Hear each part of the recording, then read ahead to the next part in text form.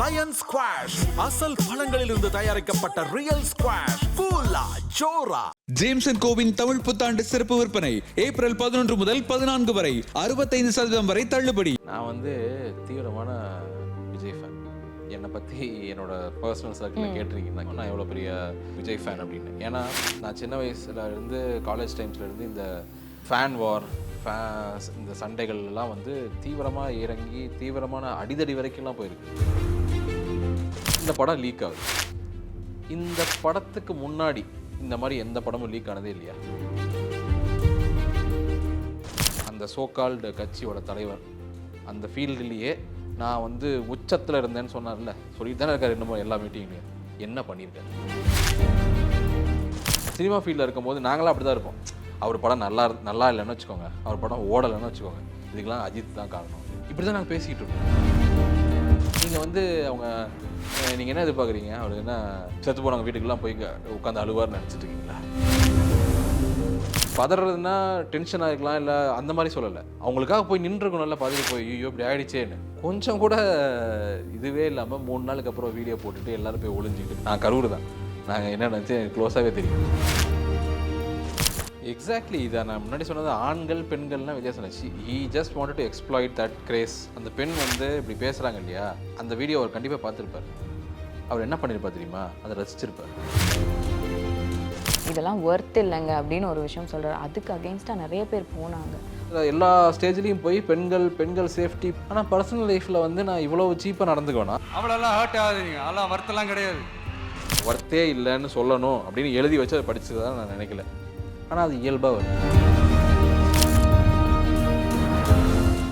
இப்போ ஜனநாயகன் லீக் ஆனதுக்குமே நிறைய பேர் எதிர்ப்பு தெரிவிக்கிறாங்க. இது தப்பு அப்படிங்கிற மாதிரி எல்லாருமே விஜய் ஃபேன்ஸாக இருக்கட்டும், டிவிகேல இருக்கிறவங்களா இருக்கட்டும், எல்லாருமே இதை சொல்கிறாங்கங்கிறப்போ சில இடங்களில் இவங்க தான் காரணம், டிஎம்கே தான் இது காரணம், ஏன்னா இது பொலிட்டிக்கல் மூவி, ஸோ அதனால் டிஎம்கே தான் காரணம், ஒரு பக்கம் அஜித் ஃபேன்ஸ் தான் காரணம் அப்படின்னு ஒரு பக்கம் சொல்கிறாங்கல்ல. இதுக்கெல்லாம் அந்த லீடராக இருக்கட்டும், இல்லைன்னா அந்த கட்சி தலைவராக இருக்கட்டும், இந்த படத்தோட ஹீரோவாக இருக்கட்டும், அவர் ஒரு ஸ்டாண்ட் எடுக்கணும், அவர் ஒரு விஷயம் வாய்ஸ் அவுட் பண்ணணும் அப்படிங்கிறது ஒன்று இருக்குது. இவர் இந்த இடத்துல அமைதியாகவே இருக்கார். நான் தீவிரமான விஜய் ஃபேன். என்னை பற்றி என்னோட பர்சனல் சர்க்கிளில் கேட்டிருக்கீங்கன்னா தெரிஞ்சவங்களுக்கு தெரியும் நான் எவ்வளோ பெரிய விஜய் ஃபேன் அப்படின்னு. ஏன்னா நான் சின்ன வயசுல இருந்து காலேஜ் டைம்ஸ்ல இருந்து இந்த ஃபேன் வார் இந்த சண்டைகள்லாம் தீவிரமாக இறங்கி தீவிரமான அடிதடி வரைக்கும்லாம் போயிருக்கு. அந்த மாதிரியான இந்த மாதிரியான ஒரு போக்கு ஒரு யங் மைண்டுகிட்ட ஏன் வருது? இங்கே மீடியாங்கிறது தான் ஒரு பெரிய ஸ்பேஸை ஆக்குபை பண்ணுது. இப்போ நீங்கள் ஒரு சினிமாங்கிறது இன்றைக்கி வெறும் அது ஒரு என்டர்டெயின்மெண்ட் கிடையாது. It influences lot of mind இல்லையா? நிறைய மேனிப்புலேஷன் யங் மைண்டு மேலே இந்த சினிமா பண்ணிக்கிட்டு இருக்கு. இன்ஃப்ளூயன்ஸ் பண்ணுது. இன்ஃப்ளூயன்ஸ் பண்ணுதுன்னு சொல்ல மாட்டேன், அது மேனிப்புலேட் பண்ணுது. ஆக்சுவலாக தே create a hero, they create a stardom. இதெல்லாம் அப்படியே ஆர்கானிக்காக வர்றது கிடையாது. தே பிளான் இட். அதுக்கான பிஆர் ஒர்க் பண்ணுறாங்க, அதுக்கான டீம் ஒர்க் பண்ணுறாங்க. நிறைய பேர் சேர்ந்து ஒரு என்ன சொல்கிறது, வெல் பிளான்டு ஒரு பர்சனை வளர்த்து விட்றாங்க. அது பெரிய ஹீரோவாக மாதிரி நிற்கிறாரு, அவர் சூப்பர் ஸ்டார் ஆகிறாரு. அப்படி தான் நடக்குது. ஸோ இப்போது இந்த படம் லீக் ஆகுது. இந்த படத்துக்கு முன்னாடி இந்த மாதிரி எந்த படமும் லீக் ஆனதே இல்லையா? ஆயிருக்குல்ல. இந்த படத்துக்கு முன்னாடி எத்தனை தடவை லீக்குங்கிறது வேறு, பைரசிங்கிறது வேறங்கிறத முதல்ல நம்ம தெரிஞ்சுக்கணும். லீக்குங்கிறது யாரோ இன்சைடரில் பண்ணுறது, பைரசிங்கிறது வெளியில் ரிலீஸ் ஆனதுக்கப்புறம் யாரோ எடுத்து வேறு இதில், அதாவது வேறு டிவைஸ் மூலிமா அதை எடுத்து போஸ்ட் பண்ணுறது. பைரசி நடந்திருக்கா? இதுக்கு முன்னாடி எவ்வளவோ வருஷமாக நடந்துட்டுருக்கா. விசிடி காலத்துலேருந்து நடந்துகிட்டு இருக்கா, திருட்டு விசிடி காலத்துலேருந்து நடந்துகிட்டு இருக்கா. அப்புறம் அப்புறம் என்ன சொல்கிறது, காப்பிரைட் இன்ஃப்ரிஞ்ச்மெண்ட் நடக்குதா? என்னோட கண்டென்ட்டை என்னோட திருடி படம் எடுக்கிறது நடக்குதா? நடந்துக்கிட்டு தானே இருக்குது. இது வரைக்கும் அந்த சோகால்டு கட்சியோட தலைவர் அந்த ஃபீல்டுலேயே நான் உச்சத்தில் இருந்தேன்னு சொன்னார்ல, சொல்லிட்டு தானே இருக்கார் இன்னமும் எல்லா மீட்டிங்லேயும். என்ன பண்ணியிருக்கார்? ஒரே ஒரு ஸ்டேட்மெண்ட் எடுத்து, இங்கே பாருங்கள், எங்கள் தலைவர் இந்த நாள், இந்த மாதம், இந்த வருஷத்தில் இந்த திருட்டு விசிடிக்கு எதிராக, டாரண்ட்டுக்கு எதிராக, தமிழ் ராக்கர்ஸ்க்கு எதிராக, இந்த மாதிரியான நிறைய பைரசி சைட்ஸ் எல்லாம் இருக்கு இல்லையா, இதுக்கெல்லாம் எதிராக அறிக்கை விட்டுருக்காரு, போராட்டம் பண்ணியிருக்காரு, லீகலாக கேஸ் போட்டு ஜெயிச்சிருக்காரு. இல்லை ஏதோ ஒரு ஆக்ஷன், இந்த விஷால்லாம் ஒரு கேமரா எடுத்துகிட்டு போய் ஏதோ சிடி கடையிலலாம் அந்த மாதிரி ஏதாவது பண்ணியிருக்காரு. இல்லை வாய்ஸ் கொடுத்துருக்காரு, இல்லை மற்ற படங்களுக்கு இந்த மாதிரி நடக்கும்போது இது ரொம்ப அநியாயமாக இருக்குன்னு சொல்லியிருக்காரு அப்படின்னு ஒன்று காட்ட சொல்லுங்கள். எதுவுமே இருக்காது. ஆனால் இன்றைக்கி இவங்க படம் ரிலீஸ் இப்படி ஆனோன்னே, இப்படி லீக் ஆனோன்னே எல்லா ஆக்டர்ஸும் வந்து பேசுகிறாங்களா, இது வந்து அன்ஃபார்ச்சுனேட், இட்ஸ் கண்டம்னபிள், இது ரொம்ப தப்பாக இருக்குது அப்படின்னு எல்லாம் பேசுகிறாங்களா? ஸோ நீங்கள் அந்த கட்சி, அந்த தலைவர்னு அவங்களோட சைக்கலாஜிக்கல் ப்ரொஃபைலிங் எடுத்து பார்த்தீங்கன்னா, தே டோன்ட் ஹாவ் அக்கௌண்டபிலிட்டி, அவங்களுக்கு ரெஸ்பான்சிபிலிட்டி கிடையாது. எல்லாமே வந்து ஒரு ஆர்கானிக்காக உருவாகிற ஒரு ஸ்டாருக்கிட்ட இந்த மாதிரியான குவாலிட்டிஸ்லாம் இருக்காது. இப்போ ரஜினிகாந்த் எடுத்துக்கிட்டிங்கன்னா, அவர் வந்து மனசில் படுறத பேசுகிறவங்கிறது நமக்கு தெரியும். எனக்கு பொலிட்டிக்கல் டிஃப்ரென்ஸ் இருந்தாலும் அவரை பார்க்கும்போது என்னால் இதை புரிஞ்சுக்க முடியுது. அவர் என்ன தோணுதோ அதை பேசிடுறாரு இல்லையா? ஆனால் இவர் அப்படி கிடையாது. விஜய்ங்கிற இந்த நபர் இவர் வந்து தானாக அப்படியே ஒரு இடத்துக்கு வந்த ஒரு ஆளாக நான் பார்க்கல. நான் அப்படி தான் பார்த்துக்கிட்டு இருந்தேன். அப்படி தான் ஒரு ஹீரோ வந்து நான் கொண்டாடிக்கிட்டு இருந்தேன். பட் ஆனால் இப்போ இது இவ்வளோ பொலிட்டிக்கல் அவேர்னஸ் வந்ததுக்கப்புறம் இதெல்லாம் பார்க்கும்போது எனக்கு என்ன புரியுதுன்னா, இவரை வந்து ஒவ்வொரு ஸ்டேஜ்லேயும் வந்து ஒரு இடத்துல பிளேஸ் பண்ணி கொண்டு வந்து இங்கே நிறுத்தியிருக்காங்க. It's all well organized. இப்படி ஒரு ஆள் ஒரு கட்சி ஆரம்பித்து அந்த கட்சியோட நோக்கமே எப்படி ஏடிஎம்கேவோட நோக்கம் ஆன்டி டிஎம்கேவோ அதே தான் இன்றைக்கி இந்த கட்சியோட நோக்கமும். தே ஜஸ்ட் வாண்டட் டு பேஷ் டிஎம்கே ஃபார் எனிதிங். அவங்க வீட்டில் என்ன நடந்தாலும் சரி, அவங்க பக்கத்து வீட்டில் என்ன நடந்தாலும் சரி, தெருவில் என்ன நடந்தாலும் சரி, அவங்க பர்சனல் லைஃப்பில் என்ன நடந்தாலும் சரி, எல்லாத்துக்கும் திமுக தான் காரணம். அப்படிங்கிற இதுக்கு முன்னாடி வரைக்கும் சினிமா ஃபீல்டில் இருக்கும்போது நாங்களாம் அப்படி தான் இருப்போம். அவர் படம் நல்லா இல்லைன்னு வச்சுக்கோங்க, அவர் படம் ஓடலைன்னு வச்சுக்கோங்க, இதுக்கெல்லாம் அஜித் தான் காரணம், அஜித் வந்து ஏதோ பண்ணியிருக்கான் பின்னாடி, இப்படி தான் நாங்கள் பேசிகிட்டு இருப்போம். ஏன்னா நாங்கள் அப்படியே அந்த இதுக்கு பேர் தான் அந்த கல்ட் மைண்ட் செட் அப்படிங்கிறது. இந்த மைண்ட் செட்டை வந்து இன்கல்கேட் பண்ணிக்கிட்டே இருக்கிறனால அது இன்றைக்கி வந்து பொலிட்டிக்கல் அரேனால வந்து நிற்கிது. அவரோட படத்தை முடக்கினதே திமுக தான் காரணம்னு சொன்னாங்க. இப்போ ரிலீஸ் பண்ணதும் திமுக தான்றாங்க. எவ்வளோ பெரிய முரண் பாருங்க. அந்த படம் ஒரு பொலிட்டிக்கல் ப்ரொபகண்டா படம். டிவிகேவையும் அந்த விஜய்ங்கிற நபரையும் வந்து ப்ரைஸ் பண்ணி அவரோட பொலிட்டிக்கல் ஃப்யூச்சருக்காக எடுக்கப்பட்ட படம். அந்த படத்தை முடக்கிறத சொன்னது கூட ஒரு லாஜிக் இருக்குது. அந்த படத்தை ரிலீஸ் பண்ணது டிஎம்கே சொன்னால் என்ன லாஜிக் இருக்குது? எல்லா இடங்களுமே இந்த ஃபேண்டம்ங்கிறது ஒன்று இருந்துகிட்டே தான் இருக்குது. எல்லாருக்குமே வந்துட்டு நான் இவர் ஃபேன் அவர் ஃபேன் அடிச்சுப்பாங்க. ஆனால் அந்த ஸ்டார்ஸ் இருக்காங்கல்ல, அவங்க வந்துட்டு அவங்க ஃபேன் எதனா பண்ணி அவங்களுக்கு எதனா ஒன்று ஆச்சுன்னா எனக்கு அந்த ஃபேண்டம் வேண்டான்னு சொல்கிற அஜித் சாராக இருக்கட்டும், அவங்களோட ஃபேன் விழுந்து இறந்துட்டாங்க. அதில் வந்து எனக்கு ஃபேண்டம்ங்கிற ஒரு விஷயம் வேண்டான்னு ஒரு ஸ்டாண்ட் எடுத்தார். அதுக்கப்புறம் அங்கே எல்லாமே அப்படியே சட்டிலாக போயிட்டு இருக்கு. இங்கே ஒரு பக்கம் வந்துட்டு டிவிகேக்காக விஜய்க்காகவே அவ்வளோ கூட்டம் சேருது. அந்த கூட்ட நெரிசலில் பல பேர் இறக்குறாங்க, அங்கே அடிப்படுது, நிறைய விஷயங்கள் நடக்குது. What is your opinion on that? இது வந்து ஒரு ஹியூமன் சைக்காலஜியில் வந்து நம்ம பார்க்குறோன்னா, நம்மளை நிறையா பேர் வந்து பாராட்டுறாங்க, நிறைய பேர் நம்மளை சுற்றி இருக்காங்கன்னு வச்சுக்கோங்களேன், நமக்கு ஒரு அதிகாரம் கிடைக்கும். சைக்கலாஜிக்கலாக நம்மளை நிறைய பேர் வந்து பேக் பண்ணுறாங்க, நம்மளை ரசிக்கிறாங்க, நம்ம கொண்டாடுறாங்க அப்படிங்கும்போது அந்த ஒரு ஹை ஒன்று கிடைக்கும். அந்த ஹையை கண்ட்ரோல் பண்ணுறது வந்து ரொம்ப சில பேரால் தான் முடியும். எல்லாராலையும் முடியும்னு நான் சொல்லலை, முடியாது தான். அந்த ஹைக்கு வந்து ஈல்டு ஆகிடுவாங்க. இப்போ அஜித்தை நீங்கள் எக்ஸாம்பிள் சொல்லும்போது அந்த ஹைக்கு அவர் வந்து அந்த ஹையில் கொஞ்சம் வேலைகள்லாம் பண்ணார். அவருக்கும் சில டயலாக்ஸ் எல்லாம் பேசினார் இன்டர்வியூஸில் வந்து கொஞ்சம் நான் அப்படி இப்படின்னு அந்த அந்த அந்த அந்த காலகட்டத்தில் அவரோட அந்த மெச்சூரிட்டிக்கு அவர் சில விஷயங்கள் பண்ணார். அப்புறம் over the period of time அவர் வந்து எவால்வ் ஆகிறார். அப்படி எவால்வ் ஆகி ஓகே இந்த இவ்வளோ மக்களை நம்ம வந்து மேனிப்புலேட் பண்ணக்கூடாது, நம்மளோட நலனுக்காகவும் நம்மளோட என்ன சொல்கிறது அதிகாரத்துக்காகவும் பவருக்காகவும் இவங்களை மேனிப்புலேட் பண்ணி இவங்களை வந்து யூஸ் பண்ணிக்க கூடாதுங்கிற ஒரு இடத்துக்கு வந்து தான் அவர் வந்து அந்த மாதிரியான அந்த எவல்யூஷனுக்கு அப்புறம் அவர் அந்த மாதிரி முடிவு எடுக்கிறார். சில பேர் வந்து அந்த இதுக்கு அந்த ஹைக்கு இப்போ விஜய் மாதிரியான நாட்களில் நான் அப்படி தான் சொல்லுவேன், அவர் இந்த ஹைக்கு வந்து ஈல்டாகி அந்த ஹையை வந்து மேலும் மேலும் எக்ஸ்ப்ளாய்ட் பண்ணுறதுக்கு என்னென்ன அவென்யூஸ் இருக்குதுன்னு பார்க்குறாரு. சினிமா வந்து இப்போ இதே மாதிரி அவர் சினிமாவே நடிச்சுக்கிட்டு இருந்தாருன்னா ஹி வுட் ஹவ் பிகம் என்ன சொல்கிறது இந்தியாஸ் நம்பர் 1 ஸ்டார் ஆகிருப்பார். பட் பொலிட்டிக்கல் பவருங்கிறது ஹிஸ்ட்ரி. நீங்கள் சினிமா ஹிஸ்ட்ரியில் நீங்கள் வந்து பார்த்தீங்கன்னா major of any geographical history எடுத்துக்கிட்டிங்கன்னா பாலிட்டிக்ஸ் தான் கவர் பண்ணும். சினிமாங்கிறது ஆமாம் அந்த காலகட்டத்தில் இப்போ ஒரு நடிகர் இருந்தார் அப்படின்னு ஒரு கொஞ்சம் அது அவ்வளோதான் இருக்குமே தவிர ஹிஸ்ட்ரியோட மேஜரான விஷயம் வந்து எதில் இருக்கும்னா பாலிட்டிக்ஸ் தான் கவர் பண்ணும். அப்போ பொலிட்டிக்கல் பவருங்கிறது வந்து ஏதோ வந்து சர்வீஸு தூய்மையானது, நான் வந்து எல்லாத்துக்கும் நல்லது செய்ய வந்திருக்கேன், என்னோடய 1000 கோடி 500 கோடி சம்பளத்தை விட்டுட்டு வந்திருக்கேங்கிறதெல்லாம் வந்து வெளியில் ரிட்டாரிக்ஸாக இருக்கலாம்.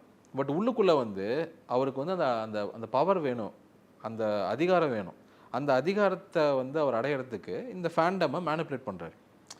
இப்போ அவர் நியாயமானா இப்போ ஒரு மெச்சூர்டான இப்போ அஜித் மாதிரி இதை வந்து ஈல்டாகாமல் இதை களைச்சுட்டு போகணும்னு நான் சொல்லலை. இதை அவங்க ப்ராப்பராகவே வந்து பாலிடிக்ஸ்க்காக யூஸ் பண்ணியிருக்கலாம். எப்படி பண்ணியிருக்கலாம்னா, இப்போ நான் அரசியலுக்கு அவர் விஜய் வந்து அரசியலுக்கு வரணும்னு முடிவு பண்ணதுக்கப்புறம் ஏதோ ஒரு அவருக்கு மேட்சாக இருக்கிற இல்லைனா அவர் கொள்கைக்கு வந்து சார்ந்து இருக்கிற ஓரளவுக்கு ஒத்து போகிற ஒரு கட்சியில் சேர்ந்து அந்த கட்சியில் வேலை பார்த்து அந்த கட்சியை வளர்த்து, ஏன்னா இவரோட ஃபேன் அப்படியே அந்த கட்சியை ஃபாலோ பண்ண வச்சுருப்பாங்கல்ல, அந்த கட்சியை வளர்த்து அந்த கட்சியில் கொஞ்சம் கொஞ்சமாக பொசிஷனுக்கு வந்து அந்த பொசிஷனில் இருந்து அவர் லீடர் ஆகி அப்படி ஒரு சிஎம் ஆனார்னா நானே அவரை வந்து கண்டினியூஸாக அந்த கட்சியில் போய் சேர்ந்து நான் அவருக்கு வேலை செஞ்சுருப்பேன். ஆனால் அவரோட இன்டென்ஷன் என்னவா இருக்குது?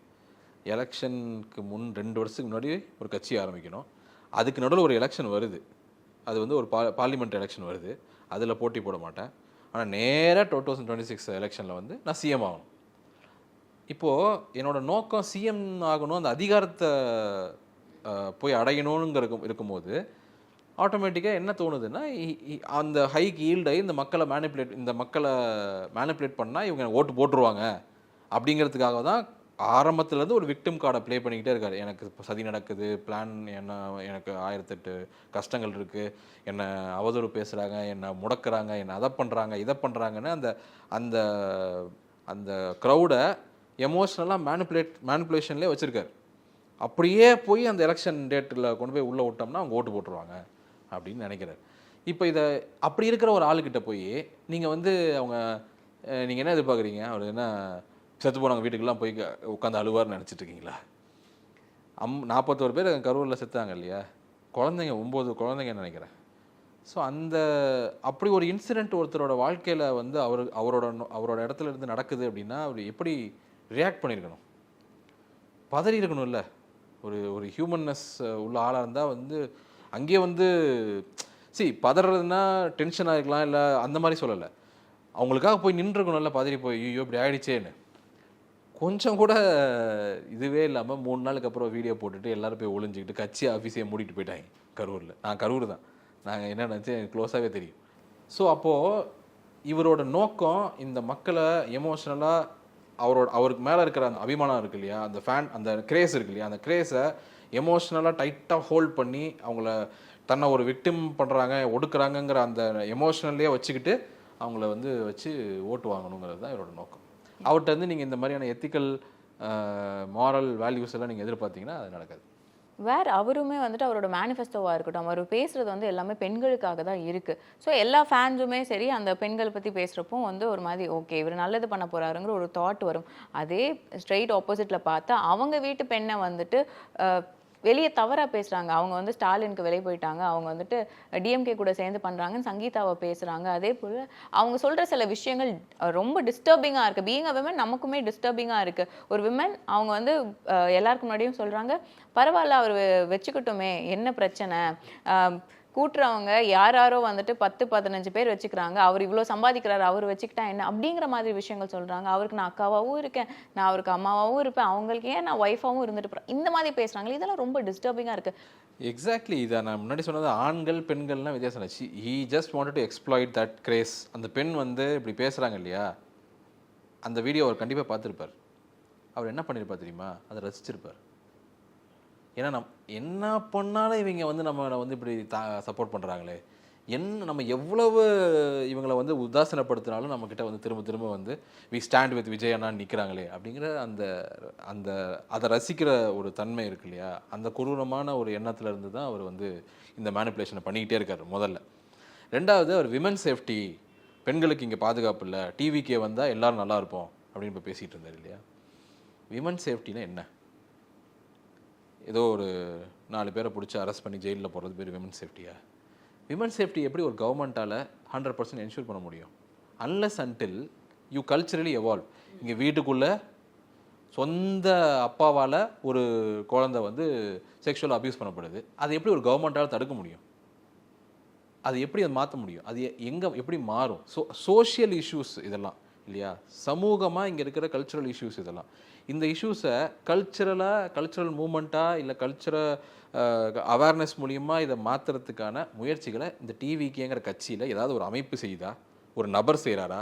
இல்லை அந்த இப்போ நீங்கள் வந்து பார்த்தீங்கன்னா திராவிடர் கழகம்னு ஒன்று இருக்கும், அது ஒரு கல்ச்சுரல் இவங்க பெரியார் தானே லீடர் வச்சுருக்காங்க. பெரியார் வந்து ஒரு கல்ச்சுரல் மூமெண்ட்டை தான் உருவாக்குனார். அவர் வந்து பெண்களுக்கு எதிரான பிரச்சனைகளை வந்து கவர்மெண்ட்டை பார்த்து சட்ட ஒழுங்கு சரியில்லைன்னு பேசலை. அவர் வந்து அவனை அடித்தா நீ திருப்பி அடிமா, கல்யாணம் பண்ணி புள்ள பெற்றுக்கிறதுக்காக மிஷினை வச்சுருந்தான்னா நீ கருப்பை அறுத்தெறியுமா அப்படின்னு பேசினார். அவர் கல்ச்சுரல் மூமெண்ட்டாக மாற்றினார். அது ஒரு என்ன சொல்கிறது, ஆன்டி கல்ச்சர், இந்த கல்ச்சருக்கு எதிரான ஒரு கவுண்டர் கல்ச்சரை உருவாக்குனார். அதுதான் அவரோட மூமெண்ட்டு. அதை தான் வந்து அதை ஃபாலோ பண்ணணும். அந்த மாதிரியான ஒரு மூமெண்ட்டை இல்லைனா ஒரு பேச்சு, அதுக்கான செயல் ஏதாவது இந்த கட்சி பண்ணுதா? எதுவுமே கிடையாது. சும்மா வந்து பெண்கள்லாம் நல்லா இருப்பாங்கன்னா நல்லா இருந்துருவாங்களா? பேப்பரில் எழுதுனா சட்ட ஒழுங்குலாம் இங்கே சரியாயிடுமா? ஒரு ஆளை மாற்றினா இங்கே எல்லா க்ரைம்ஸும் குறைஞ்சி போயிடுமா? ஸோ இப்போ என்ன பண்ணிட முடியும் கவர்மெண்ட்டால்? ஒரு இன்சிடென்ட் நடக்குது, அந்த இன்சிடென்ட்டுக்கு அப்புறம் கவர்மெண்ட் எப்படி ரியாக்ட் பண்ணுது அப்படிங்கிறது மட்டும் தான் கவர்மெண்ட்டால் பண்ண முடியும். கவர்மெண்ட் அந்த இன்சிடென்ட்டே நடக்காமலாம் எந்த கவர்மெண்ட்டாலையும் தடுக்க முடியாது, இவர் வந்தாலும் சரி யார் வந்தாலும் சரி. அப்போ இவர் என்ன பண்ணணும், இதை வந்து அவரோட பொலிட்டிக்கல் டூலாக யூஸ் பண்ணுறாரு.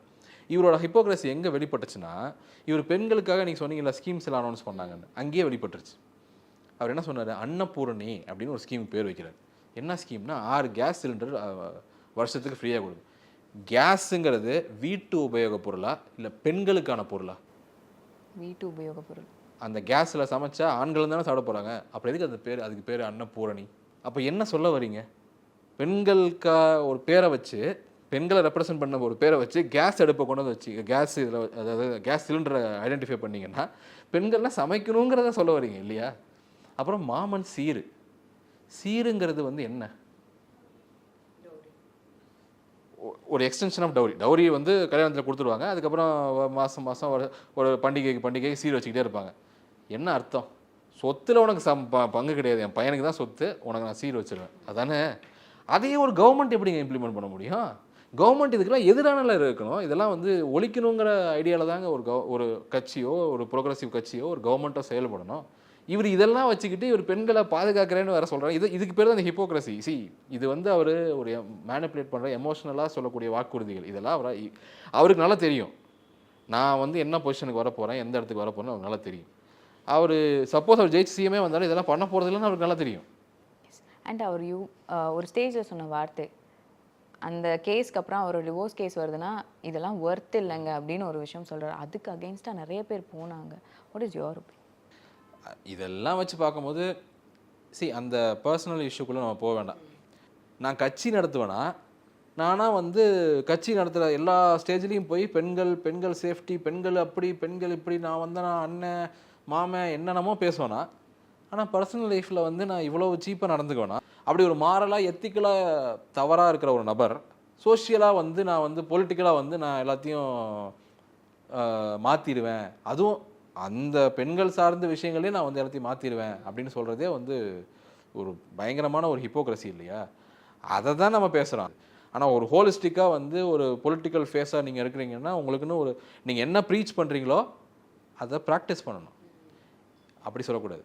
நீங்கள் என்ன ப்ராக்டிஸ் பண்ணுறீங்களோ அதை தான் ப்ரீச் பண்ணணும் இல்லையா? நான் ப்ராக்டிஸ் பண்ணாத ஒரு விஷயத்த வந்து நான் வெளியில் பேசிக்கிட்டு நான் வந்து ஒரு பெரிய ஆளுன்னு காமிக்கிறதுல எந்த பிரயோஜனம் இல்லை. அதோட வெளிப்பாடு தான் இதெல்லாம். வந்து அந்த வார்த்தையை அவர் வந்து பிளான் பண்ணி சொல்லியிருப்பார்லாம் நான் நினைக்கல. ஆனால் அது இயல்பு அவரோடது.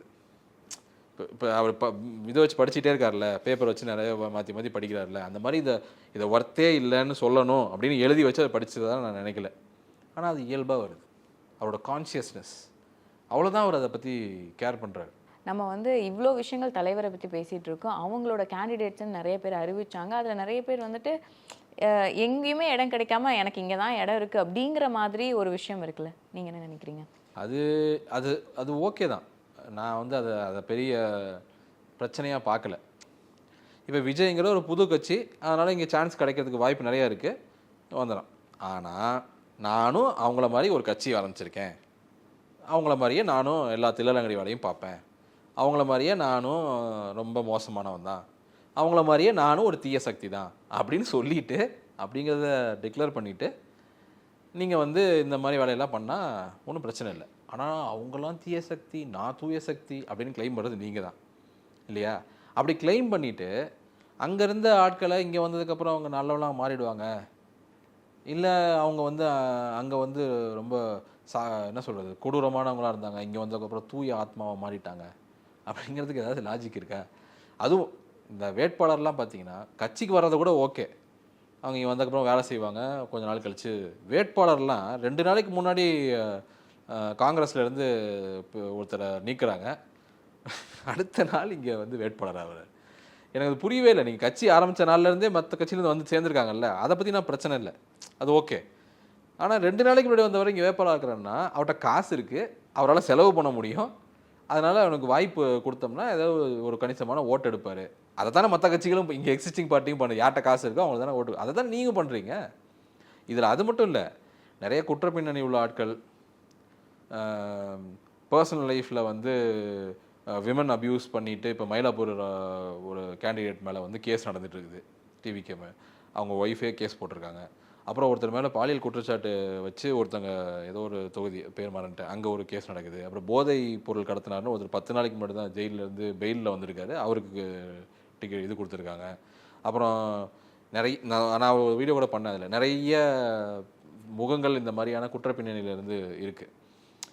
இதைத்தானே மற்ற கட்சியும் பண்ணுது. அவன்கிட்ட காசு இருக்குது, அவனால் காசை வச்சு கொஞ்சம் போலரைஸ் பண்ண முடியும்னு நம்பினா அவன் என்ன பண்ணியிருந்தாலும் சரி அவனுக்கு சீட் கொடுக்குறாங்களா மற்ற கட்சிகள்லாம், அதே தானே நீங்களும் பண்ணுறீங்க. அப்போ நீங்கள் எப்படி தூய சக்தியாக இருப்பீங்க? இவங்க எல்லாரும் அதை வந்து ஏதோ ஒரு அவர் வந்து நம்மளை மீட்டுருவார், நம்மளை ரட்சிக்க வந்த ரட்சகன்னு பார்க்குறாங்க இல்லையா, அதுதான் பிரச்சனை. மற்ற கட்சி மாதிரி தான் அவரும், அவ்வளோதான். And what is your opinion on இப்போ வந்து எலெக்ஷன் நெருங்கிட்டே வருது, நீங்கள் உங்களோட சப்போர்ட் யாருக்கு இருக்கும்?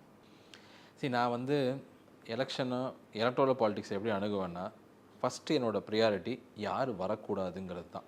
யார் வரக்கூடாதுன்னா, எனக்கு கட்சிகள் செய்கிற இந்த இந்த இந்த சிஸ்டத்தில் செய்கிற பிரச்சனைகள்லாம் முக்கியம் இல்லை, பாலிசியாக அந்த கட்சி என்ன பண்ண போகுது. ஒரு கட்சி ஆட்சிக்கு வருதுன்னா அது இந்த ஐடென்டிட்டிஸை தூண்டுற மாதிரியான பாலிசிஸ் வைக்க போதா, இல்லை சோஷியல் ஜஸ்டிஸை பேசக்கூடிய பாலிசிஸ் வைக்க போதா, அவ்வளோதான் என்னோடய க்ரைட்டீரியா. நான் வந்து இந்த டிஎம்கே ப்ளஸ் அலையன்ஸ் தான் வந்து இந்த தடவை கோச் பண்ணுறேன். நிறைய பேர் நிறைய மேனிஃபெஸ்டோ கொடுத்துட்டே தான் இருந்தாங்க. What was impressive for you? இந்த 8000 ரூபா கூப்பனுங்கிறது வந்து it was impressive this time. ஏன்னா நான் அவங்க ஃப்ரிட்ஜு கொடுக்குறேன்னு சொன்னாங்களா, நான் நினச்சேன் ஓகே ஏசி கொடுக்குறேன்னு சொல்லுவாங்கன்னு நினச்சேன், இல்லைனா ஒரு வாஷிங் மிஷின் கொடுக்குறேன்னு சொல்லுவாங்கன்னு நினச்சேன். பட் ஆனால் இந்த மாதிரி ஒரு கூப்பனாக வந்து அவங்க சொன்னது வந்து இதில் நிறைய பெனிஃபிட்ஸ் இருக்குது. இந்த கூப்பன் வந்து அத்தனை பவரையும் மக்கள்கிட்ட கொடுக்குது. நான் எனக்கு என்ன வேணுங்கிறத வாங்கலாம், நான் இருக்கிற பொருளை போட்டு எக்ஸ்சேஞ்ச் பண்ணலாம், அடிஷ்னலாக கொஞ்சம் காசு போட்டு என்ன பிராண்டு வேணுங்கிறத நான் முடிவு பண்ணலாம், எப்போ வாங்கணுங்கிறத நான் முடிவு பண்ணலாம், இப்போ உடனே வாங்கணுமா இல்லை கொஞ்ச நாள் கழிச்சு வாங்கலாமாங்கிறத அந்த வேலிடிட்டிக்குள்ளே நான் முடிவு பண்ணலாம். அப்புறம் அதோட குவாலிட்டியை நானே செக் பண்ணி வாங்கலாம். அப்புறம் அதை வந்து இது இல்லாமல் இதில் வந்து எப்பொழுதுமே பெனிஃபிஷரிஸ் மட்டும் தான் இருப்பாங்க ஒரு வெல்ஃபேர் ஸ்கீமுக்கு. இதில் தான் முதல் தடவையாக பார்ட்டிசிபெண்ட்ஸும் இருக்காங்க.